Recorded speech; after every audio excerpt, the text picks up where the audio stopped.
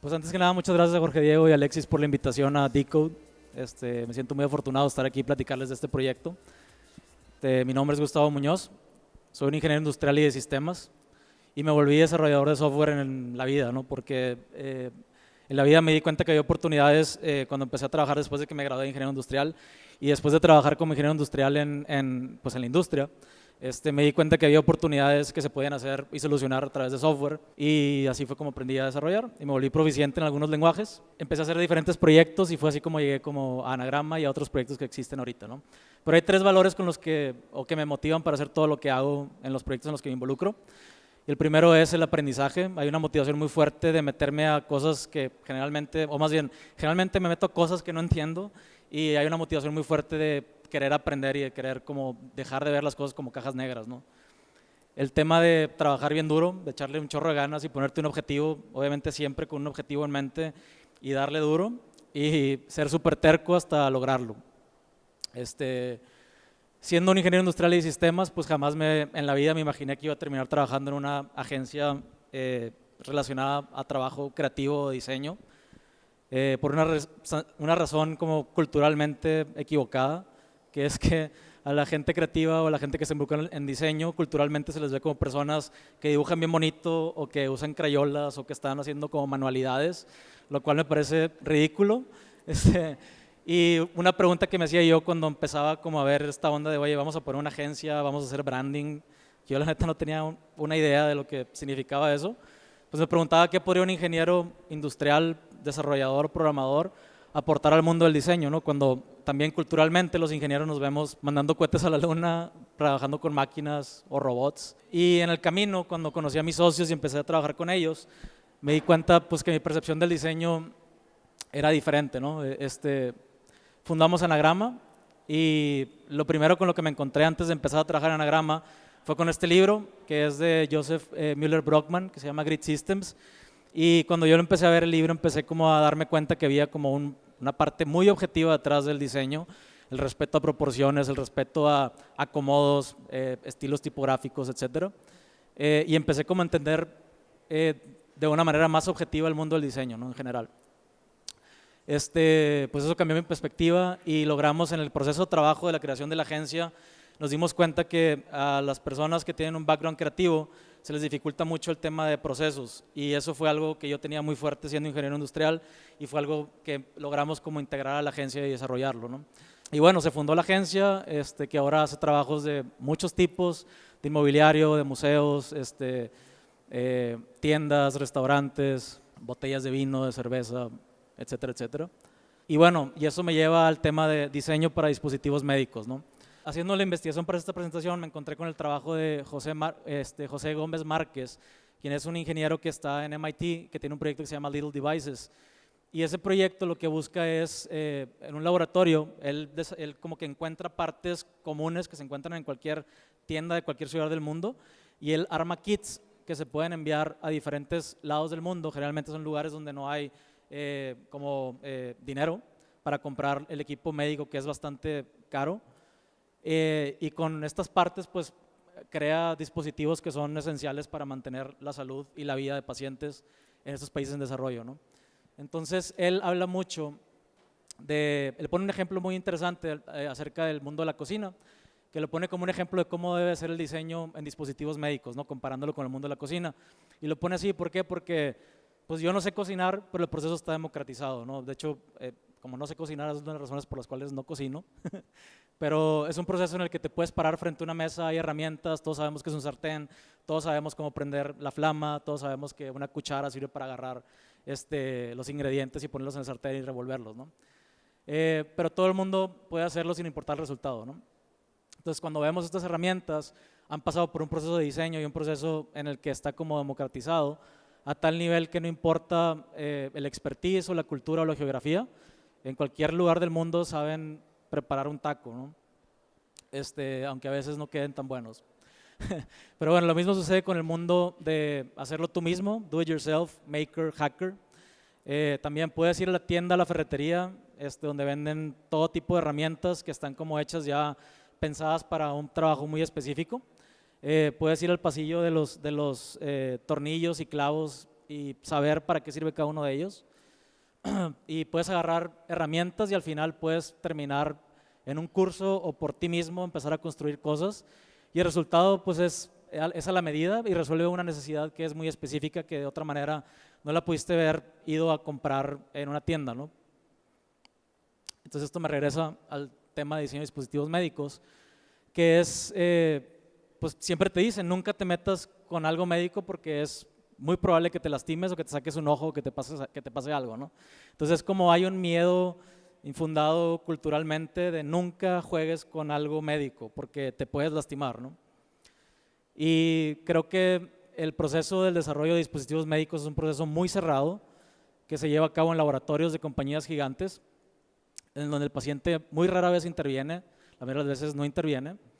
El diseño del producto es mucho más importante que la experiencia y un ejemplo de esto es pues, las botellas de catsup, por ejemplo, en donde del lado izquierdo vemos la botella que tiene, el catsup es un fluido newtoniano, que lo empiezas a agitar la botella y llega un punto en el que la catsup sale de golpe completa y la experiencia de consumir catsup se arruina. Y en el lado derecho pues está la botella diseñada para la experiencia, ¿no? Es una botella que la puedes presionar y sale la cantidad correcta justo en el momento cuando la necesites. Y a lo mejor no es tan bonita, pero funciona para el hecho de consumir el producto, ¿no? Y no se involucra al paciente ni se le invita a que entienda el proceso. Y este es otro ejemplo de esos dispositivos o equipo médico que está mal diseñado. ¿Por qué? Porque este es un EpiPen, esta es una pluma que se utiliza para personas que tienen alergias y es una herramienta de emergencia. Entonces cuando la persona se está ahogando y ya no tiene posibilidades de sobrevivir, sacas la pluma y la inyectas y la persona vuelve a la vida, ¿no? Entonces este tipo de dispositivos tiene un problema que si ven ahí el pedazo azul que está del lado izquierdo, es una tapa que la tienes que remover para poder utilizarlo. Entonces tiene instrucciones muy precisas, pero en una emergencia jamás te pones a leer toda esa cantidad de texto porque no importa, ¿no? Lo que quieres es que la persona vuelva a respirar. Entonces lo que pasa es que la gente quita la tapa y pone la pluma del lado donde estaba la tapa y la presiona y la aguja sale por el lado por donde no estaba la tapa y se terminan inyectando ellos solos, ¿no? Entonces es un problema de diseño que no ha cambiado, tiene años así, la compañía lo sabe, pero no se hace nada al respecto. ¿Por qué? Porque el producto se sigue vendiendo y se vende muy bien porque es esencial para la gente que tiene alergias, ¿no? Es limitado el proceso de diseño de dispositivos médicos por una gran arma de dos filos que se llama FDA. Y aunque mucha gente piensa que la FDA es una organización maligna, yo creo que no es así. Hay gente muy buena ahí adentro queriendo como apoyar proyectos que están en desarrollo como el que estoy haciendo yo. Pero tiene un proceso de aprobación que tiene un costo aproximado de $100 millones, ¿no? A beneficio de ellos, yo también digo, oye, si se acerca alguien conmigo y me dice que tiene una solución para la diabetes, probablemente si no está aprobado por la FDA es muy probable que no confíe en esa persona que me está ofreciendo eso, ¿no? Entonces la ventaja de la FDA es que tiene como un respaldo bastante grande porque hay muchas pruebas que se hacen detrás de estos dispositivos para asegurar que nadie se mate en el proceso del uso, ¿no? Pero también el asegurar que nadie se mate en el proceso de uso pues genera limitaciones. ¿Por qué? Porque muchas veces no funciona para todos de la manera en la que esperamos que funcionen esos dispositivos, ¿no? Entonces la innovación que se genera por esto pues es muy marginal. Este es un ejemplo del dispositivo que yo utilizo, es una microinfusora de insulina y la que ven al lado izquierdo arriba es una microinfusora del 2005, 2004 por ahí. La de en medio es como el 2008, 2009 y la del lado derecho abajo es del 2014. Entonces, lo único que ha cambiado en estos dispositivos, hablando de estos mejoras marginales, es que la de arriba pone insulina, tú la programas y pone insulina y no se da cuenta de lo que está pasando, solo está inyectando insulina. La de en medio tiene un sensor de glucosa en el que puedes hacer una gráfica para poder saber cómo se está comportando la glucosa en tu cuerpo, pero también no es automática, la bomba no se da cuenta si estás bien o estás mal, solo está poniendo la insulina.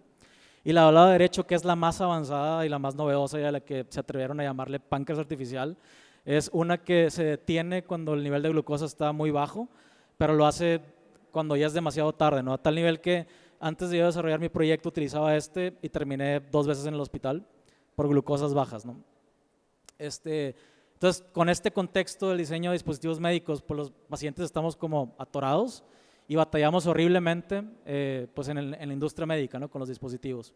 Y esto es bien fácil de verlo cuando vas a la oficina del doctor, a su consultorio, y observas los diferentes instrumentos que tiene ahí.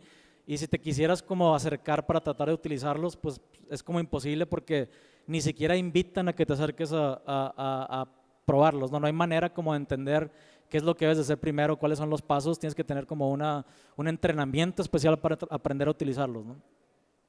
Y olvídate si te acercas a un quirófano, es como estar en una nave alienígena, quién sabe qué es lo que está sucediendo ahí, ¿no? Y bueno, eso me lleva al tema de la diabetes. En el mundo hay 422 millones de adultos que padecen la condición. De esos 422, alrededor del 5 o 10% son del tipo 1, que es el tipo que tengo yo. Y el tipo 1 tiene una causa genética de autoinmunidad, es decir, mi cuerpo comienza a atacar las células que producen dos hormonas que son muy importantes, que es insulina y glucagón, que ahorita voy a hablar de eso. Y estas dos hormonas son las que controlan el nivel de glucosa en la sangre.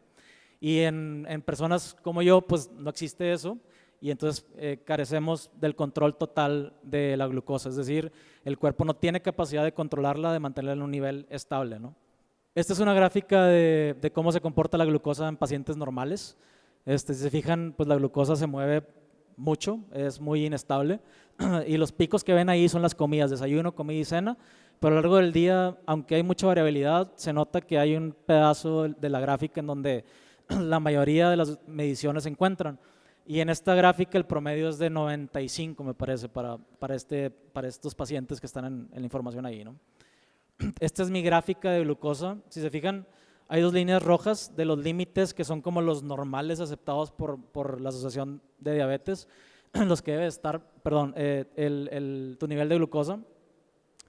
Y esta misma gráfica son los mismos niveles, pero pues mi control no era tan bueno, ¿no? Otra vez, hablando del tipo de microinfusora que yo utilizaba, sí se suspendía cuando mi nivel de glucosa llegaba muy bajo, pero si se fijan del lado izquierdo, esos son mis noches, ¿no? Cuando yo estaba dormido, que no podía hacer nada al respecto de estarle moviendo y tratar de ajustar el nivel de insulina que requería, pues mis glucosas estaban volando por todos lados, ¿no? Al final, gracias a otros niveles el resto del día, pues mi promedio era bueno, pero no estaba óptimo, no era en el nivel en el que yo quería tenerlo, ¿no? Era peligroso en realidad. Y bueno, para poder explicar cómo funciona la glucosa en el cuerpo, me gusta a mí utilizar una comparación con una fogata, y el cuerpo lo que está tratando de hacer con esa fogata que se llama glucosa es mantenerla en el nivel correcto de intensidad, ¿no? Entonces, el cuerpo de una persona sana utiliza dos hormonas, una que se llama insulina y una que se llama glucagón. La insulina funciona como un balde de agua que cuando lo echas a una fogata, pues la fogata disminuye su intensidad o se apaga. Y el glucagón funciona como más leña que cuando lo echas a la fogata, pues la intensidad prende, ¿no? Entonces el cuerpo sabe cuándo utilizar cada una de ellas y sabe utilizarlas de manera correcta para que los niveles de glucosa siempre estén dentro de un rango correcto, ¿no? En una persona con diabetes tipo 1 no existen esas dos hormonas y la glucosa pues continúa ahí, ¿no? La fogata no se apaga, está ahí todo el tiempo. Y en cambio de esas dos hormonas que dejan de funcionar, pues nosotros dependemos de insulina que se suministra de manera externa, que te la recomienda un doctor, te la recetan, y carbohidratos que son dulces, refrescos, pan, todos los alimentos casi tienen carbohidratos, y entonces cuando usamos demasiada insulina requerimos carbohidratos para volver a subir el nivel de glucosa, ¿no? ¿Qué pasa si te equivocas en las decisiones que tomas? Porque pues, esto es súper manual, ¿no? Tú tienes que estar tomando las decisiones todo el tiempo y decidir cuánto te vas a poner, en qué cantidad, cuándo lo vas a hacer. Si te pasas de insulina, si te pones demasiada insulina, empiezas a perder el conocimiento, sin darte cuenta que estás perdiendo el conocimiento, hasta que la llama se apaga, te mueres, y eso sucede muy rápido, en cuestión de horas puede pasar.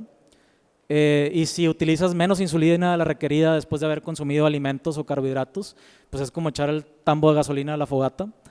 Suceden cosas horribles, y en el mediano largo plazo las consecuencias son embolias, pérdida de la vista, ataques al corazón, pérdida del funcionamiento de los riñones, hasta amputaciones de extremidades, ¿no? Y todos hemos escuchado de casos así, porque las noticias y en México es un problema gigante, mucha gente lo tiene, mucha gente lo padece y mucha gente fallece por mala atención de las glucosas en personas con diabetes, ¿no? Entonces al final tenemos estas dos herramientas que nos sirven para sobrevivir, y las dos son suministradas de manera manual. Y el diseño de la tecnología de las compañías médicas, pues, ¿qué ha hecho al respecto? Pues sí ha hecho mucho.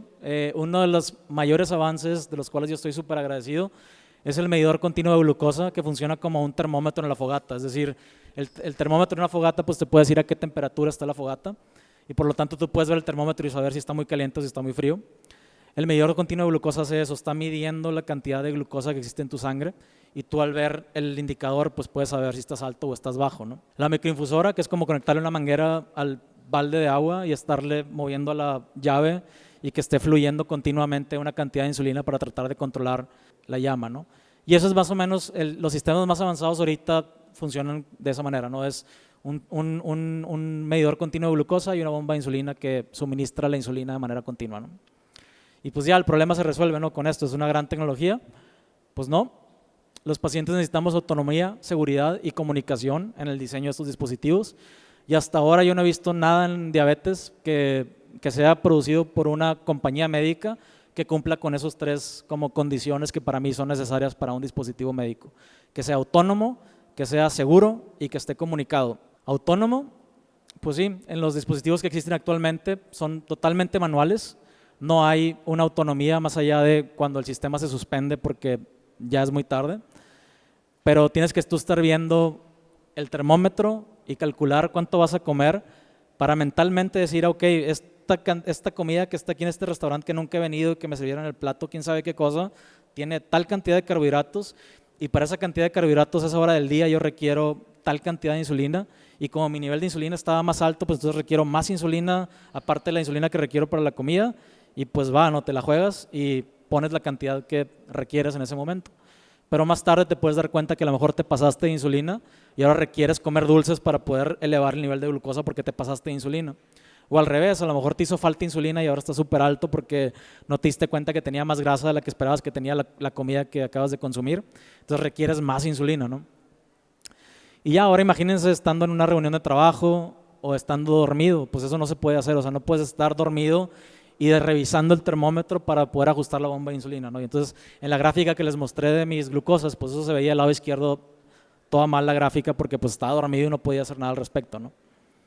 Entonces el tema de seguridad, pues las alarmas no se escuchan cuando más las necesitas. ¿Y a qué me refiero con esto?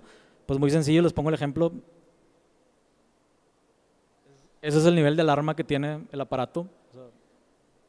Imagínense estar dormido, estar tapado en el frío y que esta cosa esté sonando y tener el sueño súper pesado, pues no lo escuchas y terminas en el hospital como me pasó a mí 2 veces, ¿no? Suministra insulina cuando lo necesitas porque el sistema no se está dando cuenta de lo que está haciendo, es un motor que está dando vueltas y no hay nada que lo detenga porque tú lo programaste para que te pusiera esa cantidad de insulina. Y si ese día hiciste más ejercicio y tu glucosa bajó, la insulina sigue entrando y no hay manera de que se detenga, ¿no? A menos que tú manualmente lo hagas. Y también no suministra suficiente insulina cuando la necesitas. Si tu glucosa está subiendo y estás dando una plática y no te estás dando cuenta que tu glucosa está subiendo, pues el sistema no va a hacer nada, el sistema va a seguir siendo un sistema tonto, ¿no? Y bueno, otra vez volviendo, esa era como era mi gráfica de glucosa antes de empezar a desarrollar el sistema que yo desarrollé, ¿no? El tema de conectividad, o sea, ni te imagines que esto puede estar conectado porque los datos que generan estos dispositivos no son tuyos, le pertenecen a la compañía médica que fabricó el dispositivo. Entonces, la única manera de yo saber si estaba bien o mal era volteando y picando unos botones y decir, ah, sí, estoy súper bien, entonces no necesito más insulina. Y eso era hacerlo cada 5, 10, 15, 20 minutos o cada vez que yo sentía que era necesario voltear a verlo, ¿no? Y bueno, ese es el ejemplo, ¿no? Así es como se ve la gráfica en el dispositivo, pero tienes que voltear y tienes que distraerte de lo que estás haciendo para poder decir, oye, ¿sabes qué? Estoy bien o estoy mal, tengo que hacer un ajuste, ¿no? Aparte de estarte picando los dedos para sacarte sangre, para poder calibrar el sensor que está sacando esa información, ¿no? Entonces, esas son las cosas en el 2016, cuando hace casi 50 años que mandamos un cohete con gente a la luna, que utilizaba una computadora que es igual de potente que la computadora que tienen los tostadores modernos, donde tenemos autos que tienen piloto automático, donde la gente se puede quedar dormida y llega al trabajo como quiera, donde hay personas construyendo robots que se pelean y que son autónomos, donde hay gente que tiene kits para mandar cosas al espacio. ¿Cómo puede ser posible que estos dispositivos no hayan avanzado nada? Si voltean a ver su iPhone y voltean, o sea, si comparan el iPhone con esta cosa, o sea, esto es prehistórico comparado con la tecnología que existe ahora en dispositivos pues smartphones, ¿no? Entonces a los pacientes nos quedan nada más 2 opciones que tenemos que escoger pues en mi caso era todos los días en la mañana, ¿no? Era como Neo cuando llegó con Morfeo, o escoges la píldora azul o la píldora roja, ¿no? O disfrutas la vida completamente y te haces güey y olvidas las glucosas y no importa lo que esté pasando, güey, y me zumbo toda la comida, no importa, voy a estar con mi familia y la voy a disfrutar porque YOLO. O te dedicas a controlar el fuego, ¿no? Y controlar el fuego es olvidarte de todo lo demás y clavarte y hacer cálculos cada 5 minutos para asegurarte que tu nivel de glucosa está en el nivel correcto, ¿no? Yo no quiero estar pensando en glucosas y haciendo cálculos todo el tiempo, todo el día de mi vida, todos los días de mi vida. Quiero tener más bien la libertad de escoger disfrutar mi vida y poder vivir la vida como debe de ser y no estar preocupado por cosas que no debería estar preocupado. Y quiero sobrevivir. Esas son las 3 razones por las cuales empecé a desarrollar el sistema sin páncreas, ¿no? Y este proceso comenzó en el 2013. Fue una búsqueda en donde empecé a asistir a diferentes conferencias donde estaba muy de moda el tema de medir los datos del cuerpo, de estar haciendo mediciones. Fui a un South by Southwest y me acerqué con personas, había una persona ahí que estaba exponiendo de cómo había hecho un trabajo de medición de todas las cosas del cuerpo por un año completo y estaba presentando los resultados, y cuando llegó la hora de las preguntas y respuestas le digo, oye, ¿y no se te ocurrió medir la glucosa? Ah, no, eso es súper doloroso y no, es horrible, de que no lo quise hacer porque estaba súper molesto. Y yo, chido, ¿no? Entonces, pues continué mi búsqueda hasta que me encontré con el trabajo de Benjamin West, que él es una persona que está en Estados Unidos, que es un ingeniero que tiene también diabetes tipo 1, y él dedicó como 4 años de su vida a hacer ingeniería inversa a los dispositivos, y la razón por la cual quiso hacer esto es porque su idea es que estos dispositivos que te los venden como cajas negras pierden fidelidad. Tú no sabes qué es lo que están haciendo, tú no sabes cómo funcionan, y tú como paciente pues es lo mínimo que deberías estar esperando, ¿no? ¿Por qué está tomando esa decisión? ¿Por qué no está funcionando? O quiero extraer los datos para yo poderlos analizar. No existe eso, no se puede. Entonces él logró hacer ingeniería inversa y publicó el código de manera libre, open source. Después pues yo llegué a ese código y fue cuando empecé el trabajo, y después me topé con Ken Stack, que es una persona que vive en Michigan, él es un doctor en ingeniería mecánica y aeroespacial, y tiene un niño de 14 años que tiene diabetes tipo 1, entonces él estaba muy interesado en desarrollar también tecnologías de este tipo, y fue él con el que trabajamos juntos, y él me ayudó a convertir el código que yo estaba haciendo en mis pruebas en el día a día, convertirlos en ecuaciones matemáticas confiables, ¿no? Porque pues yo tampoco soy experto en hacer cosas del metabolismo, y todo lo que he hecho lo he aprendido en los últimos 2 años, y lo que he encontrado en este trabajo son cosas que jamás me hubieran explicado en un consultorio, ni siquiera son cosas de las que se hablan en congresos. Al paciente le dicen nada más, tienes que estar en este objetivo y tienes que tener una dieta súper restringida y tienes que levantarte a la misma hora y desayunar a la misma hora y comer a la misma hora y cenar a la misma hora, las mismas cantidades de comida, y no se te va a ocurrir nunca salir a hacer más ejercicio del que tenías planeado porque pues problemas, ¿no? Cuando yo decidí desarrollar este dispositivo, pues yo decidí ponerle un objetivo de diseño, y el objetivo de diseño tenía pues varios componentes, ¿no? Quería desarrollar un dispositivo que fuera autónomo, que estuviera conectado para el control de las glucosas y que fuera seguro, ¿no? Que tomara decisiones correctas, que fuera inteligente, que no fuera una máquina tonta que nada más está ahí poniendo insulina sin darse cuenta de lo que está haciendo, ¿no? Y ese fue el primer prototipo con el que terminé. El sistema está configurado con una batería, un microprocesador, que es donde está todo el código, donde están los algoritmos que toman las decisiones, y la antena, que es la que se comunica con la bomba de insulina y es la que le da las instrucciones de qué es lo que debe estar haciendo, ¿no? Esa fue la primera versión, una cámara, era una bolsa de cámara que la traía colgando aquí en la cintura, y todo el mundo pensaba que era un turista por la ciudad, pero pues no me importaba porque sí me molestaba que me preguntaran, pero pues mi vida estaba de por medio ahí, ¿no? Y después salió la segunda versión, que es la que traigo actualmente ahora, que es mucho más pequeña y está conectada 24/7. Tengo casi 2 años utilizándola. Yo casi no pico los botones de la bomba porque quiero que sea autónoma, quiero no darme cuenta de que está ahí funcionando, quiero que funcione por sí misma y quiero que haga un buen trabajo, ¿no? Y eso es parte de los 2 años, ¿no? En el tema de autonomía, voy a explicar un poco de manera muy rápida cómo funciona el algoritmo. El algoritmo tiene 5 variables que son muy importantes para darme los resultados que les voy a presentar más adelante. Pero imagínense una persona que no tiene una tecnología de este tipo, que tiene que considerar todas estas variables para poder tomar la decisión correcta si es que aspira a tener un control correcto de la glucosa, ¿no? El primero es predicción de la glucosa. Les platiqué hace ratito del sensor de glucosa que tiene una ventaja, que es que te está diciendo el nivel actual de glucosa que tienes en el cuerpo, pero ese nivel de glucosa tiene un retraso de 15 minutos, es decir, el nivel que yo estoy viendo ahorita es de hace 15 minutos, no es el actual. Entonces el sistema pues está todo el tiempo tratando de actualizar esa información para poder tratar de adivinar cuál es la glucosa actual, no la de hace 15 minutos. Y funciona muy similar como el sistema de Waze cuando vas manejando y va actualizando el tiempo en el que vas a llegar acorde a cómo te vas encontrando con tráfico y dónde vas a estar, en qué momento estás en la ciudad, ¿no? Y es como se ve una de las gráficas. Arriba la línea negra es mi glucosa actual y donde termina la línea negra y empieza la otra línea que es de color verde, esa es la predicción de glucosa a las siguientes 3 horas. O sea, el sistema es capaz de decirme en 3 horas cuál va a ser mi nivel de glucosa, ¿no?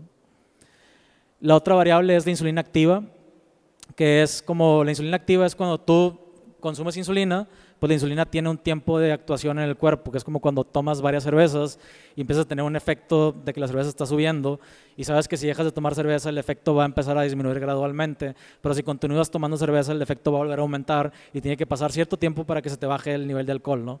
Es muy similar con la insulina. Lo que yo me puse históricamente, el sistema tiene que saber cuánto me queda en mi cuerpo activo para saber cuál va a ser el efecto de la glucosa hacia abajo por la insulina, ¿no? Después, carbohidratos activos, es la cantidad de carbohidratos que ya consumí, cuántos todavía están en mi cuerpo siendo absorbidos por mi cuerpo, ¿no? Y en esto, un ejemplo muy sencillo es no es lo mismo tomarte una Coca-Cola, que se absorbe súper rápido porque es puro azúcar, a comerte una hamburguesa con papas fritas que tiene mucho más grasa y más proteína, entonces el tiempo de absorción es mucho más lento, hasta la Coca-Cola se absorbe en 1 hora y una hamburguesa con papas se absorbe como hasta en 6 horas, ¿no? Entonces el sistema tiene que saber cuánto comiste, cuánto va a durar en absorberse esa comida y cuál es el efecto que va a tener en tu nivel de glucosa a futuro, ¿no? Y luego después combina las dos, considerando la cantidad de insulina que ya tenías con la cantidad de carbohidratos que están absorbiendo, cómo va a ser el comportamiento de tu glucosa, ¿no? Y con base en eso decir, ¿sabes qué? Requieres más insulina, te voy a poner más insulina porque al parecer la predicción dice que vas a estar un poco más alto del objetivo que pusiste, ¿no? O me voy a detener porque a lo mejor la predicción está diciendo que vas a estar más abajo, entonces te voy a dejar de poner insulina un rato para que tu nivel de glucosa vuelva a subir, ¿no? Y después el tema de sensibilidades, que este es uno de los temas que después del trabajo que estuve haciendo fue algo que no está documentado y que no te enseñan, o sí hay algunos papers que están publicados que hablan de sensibilidades de la insulina a lo largo del día, pero es como una unidad de insulina no tiene el mismo efecto en la mañana que en la tarde que en la noche, no tiene el mismo efecto dependiendo de varias condiciones. Y la comparación que se me ocurrió fue poner como cuando enciendes el clima en invierno que está a 5 grados y lo pones en 19 grados, que ya está súper frío, versus encenderlo en la canícula en Monterrey, ¿no? Es como te tardas media hora o igual nunca enfría, ¿no? Pero es el mismo nivel, es la misma cantidad de aire que está saliendo, nada más que las condiciones son bien diferentes. Entonces, algo similar sucede con la insulina. Esta es una gráfica que indica, por ejemplo, si yo estoy en 200 en el lado derecho, si me pongo una unidad de insulina, voy a bajar de 200 a 180. Pero si estoy en 100 y me pongo una unidad de insulina, bajo de 100 como hasta 65. Entonces es mucho más eficiente o tiene un efecto mucho más grande entre más baja esté mi glucosa, ¿no? También si consumí carbohidratos cuando no consumí carbohidratos, si tengo comida que se está absorbiendo y utilizo insulina, pues el nivel de sensibilidad es mucho más bajo. Requiero más insulina para poder tener un control versus cuando no comí nada, requiero mucho menos insulina para mantener en control, ¿no? Y entonces terminas como con gráficas de este tipo en donde tienes un valor para cada hora del día, para cada nivel de glucosa. Y ahora, si ven este tipo de gráficas, imagínense un paciente queriendo tomar decisiones inteligentes, tomando en cuenta todo esto, ¿no? Es imposible, es imposible. Y el último es glucosa endógena, que es la glucosa que libera el hígado, porque el hígado, aparte de ser buena onda cuando andas tomando, es súper mala onda cuando eres diabético, cuando tienes diabetes tipo 1, porque todo el tiempo está liberando glucosa, es decir, el hígado piensa que requieres más glucosa aunque no la requieras y empieza a liberar glucosa y tu nivel de glucosa empieza a subir. Y esto lo hace cuando piensa que la necesitas, ¿no? Y es básicamente como estar encontrando a Waldo todo el tiempo, porque no sabes cuándo va a suceder. Y con los estudios que he estado haciendo, pues he encontrado algunas ecuaciones que me han ayudado como a determinar cuál es el nivel de glucosa que mi hígado va a liberar en cierta hora del día o bajo ciertas condiciones, ¿no? Entonces estas son las 5 variables que le ayudan al sistema a tomar las decisiones que antes yo tenía que tomar manualmente y analizando los datos, o más bien adivinando, ¿no? Eran adivinanzas todo el tiempo. Y esas adivinanzas con una medicina que es fatal, que es letal. El tema de conectividad, pues sí, el sistema, hay un servidor web que está cargado en el dispositivo con el cual yo me puedo conectar por el teléfono y puedo ver las gráficas y lo puedo auditar, puedo saber qué es lo que está sucediendo en todo momento en el dispositivo, puedo saber si tomó una buena o mala decisión y eso no te lo ofrece ningún dispositivo médico. Todo desde la cantidad de insulina que me puso hasta los carbohidratos que están activos. Puedo ver estadísticas del día, cuál es mi promedio de glucosa en el día, en la semana, puedo ver la cantidad de carbohidratos que le metí al sistema que estuve consumiendo y la interfase a través de la cual ingreso los carbohidratos que voy a estar consumiendo, ¿no? También el sistema me avisa directamente al reloj, o sea, yo puedo estar, en lugar de antes que tenía que estar volteando, interrumpir y ser incómodo, voltear a ver el dispositivo, pues ahora la gente piensa que estoy viendo el reloj porque estoy apurado, pero no quiero ver, a veces no suena ninguna alarma ni nada por mucho tiempo y estoy preocupado de que a lo mejor ya dejó de funcionar, entonces nada más volteo a ver el reloj y pues sí está el indicador ahí de la última, está todo bien, está todo en orden, ¿no?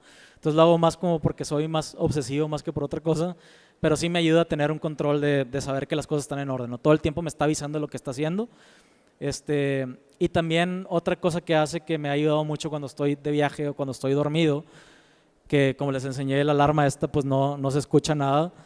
El sistema está configurado para mandar alertas de lo que está haciendo todo el tiempo a una aplicación que se llama Pushover, y tú puedes configurar una alarma súper fuerte en una bocina gigante al lado de tu cama por si requieres en la noche despertarte porque es una emergencia que lo puedas hacer, ¿no? También esto me ha servido mucho cuando estoy de viaje y quiero hacerle saber a mis seres queridos cómo estoy, mi esposa por ejemplo, pues ella puede ver en todo momento y me puede marcar por teléfono, oye, ya viste que estás muy bajo, que estás muy alto, está todo bien, ya comiste, etcétera, ¿no? Imagínense un papá con un niño de 5 años que tiene diabetes tipo 1 y tiene que el papá tomar las decisiones por el niño, un niño que no sabe lo que le está pasando a su cuerpo, que tiene que el papá soltar al niño para ir a la escuela y ojalá que regrese, o mandarlo a dormir a casa de un amiguito o que se vaya de campamento y tener que estar el papá de lejos, pues confiando en donde sea que esté su hijo, que va a estar bien y que va a regresar vivo, ¿no? Es como, otra vez, no entiendo cómo siendo el 2016 podemos estar así, ¿no? El tema de seguridad, pues la microinfusora no suministra nada de insulina nunca, o sea, la tengo detenida todo el tiempo, es decir, la puse en 0 unidades, no me pongas insulina nunca, a menos que el software te diga que requiero insulina. Entonces, ¿eso qué me asegura a mí? Que si el sistema falla y se detiene, al menos no hay el medicamento que es como súper peligroso entrando a mi cuerpo, y lo peor que puede pasar es que me despierte y esté más alto de lo que estaba esperando y que pueda como corregirme yo manualmente, ¿no? Pero al menos prefiero 1000 veces eso a no despertarme o despertarme y estar súper bajo inconsciente, ¿no? Y que alguien me tenga que atender o llevar o terminar al hospital y levantarme en el hospital y no saber por qué llegué ahí, ¿no? Es horrible. Y el sistema está en línea y es capaz de avisar hasta 3 horas antes de lo que va a suceder. Hasta 3 horas antes me puede decir si voy a estar bajo o voy a estar alto para que yo pueda empezar a tomar decisiones al respecto, ¿no? ¿Funciona? Pues voy a comparar algunos de los resultados con pacientes sanos porque pues es como mi objetivo. Otra vez soy súper obsesivo y quiero estar lo más cerca de una persona sana posible. Y estos son como los resultados del último año. Son los promedios de glucosa que he tenido. Nomás para darles una idea a las personas que estadísticamente desarrollan problemas a lo largo del tiempo, su promedio de glucosa está arriba de 140. El sistema, yo antes de empezar el sistema, mi nivel de glucosa estaba más bajo que el que tenía ahí en la gráfica, pero con el sistema estaba aprendiendo, entonces a lo mejor al principio no era tan eficiente, pero con el tiempo fui haciendo mejoras al algoritmo hasta llegar a agosto, que es este mes en el que estamos ahora, en el que mi promedio está en 114. Y pues estoy muy abajo del promedio estadístico sobre el cual empiezas a desarrollar complicaciones, como las que presenté de pérdida de la vista y pérdida de extremidades. En una persona normal, el promedio es de 96. Yo quiero llegar a 105 y ahorita estoy en 114, entonces no estoy tan alejado, ¿no? Pero todavía me falta un chorro de trabajo y entre más voy bajando se vuelve más difícil como continuar haciendo las mejoras. Este es el tiempo dentro de rango. Dentro de rango se refiere a estar dentro de 70 y 140, las dos líneas rojas que puse en la gráfica. ¿Qué porcentaje del tiempo estoy dentro de esas líneas? Y ahora estoy alrededor del 86%. Mi objetivo es llegar al 90%, una persona sana está en el 95% dentro de rango. Y las postprandiales, estas son las curvas que suceden en mi cuerpo después de que consumo carbohidratos. La de arriba, que es la más como alta, es cuando empecé el proyecto, pues mi glucosa aumentaba mucho después de una comida.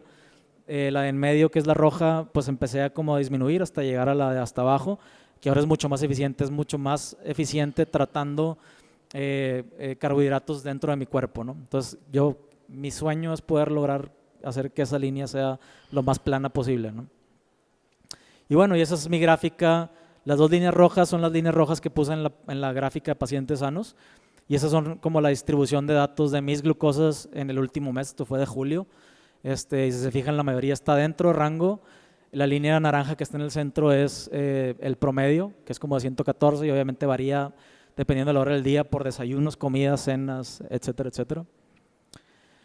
Y todo esto se ha logrado con una de las dos hormonas que una persona sana tiene para controlar la glucosa. Esto es mucho más complejo. ¿Por qué? Porque otra como comparación que hago es una persona sana, imagínense que se sube a un auto y está alejado de una esquina, de una cuadra, y le dices, oye, tienes que llegar a la esquina. Pues sí, la persona puede acelerar y casi llegando, puede acelerar todo lo que pueda, y después casi llegando a la esquina pisa el freno.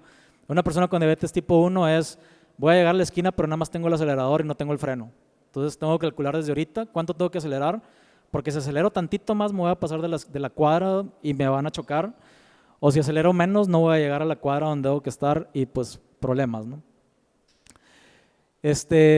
Todo esto se logró utilizando hardware disponible en línea, componentes que se pueden comprar en línea menos de 200 o 250 dólares, compartiendo conocimientos con la comunidad, y una comunidad gigante allá afuera de personas como nosotros que estamos como tratando de hacer algo al respecto y no quedarnos esperando a que las compañías médicas saquen una solución, porque ya me convencí de que eso no va a suceder pronto.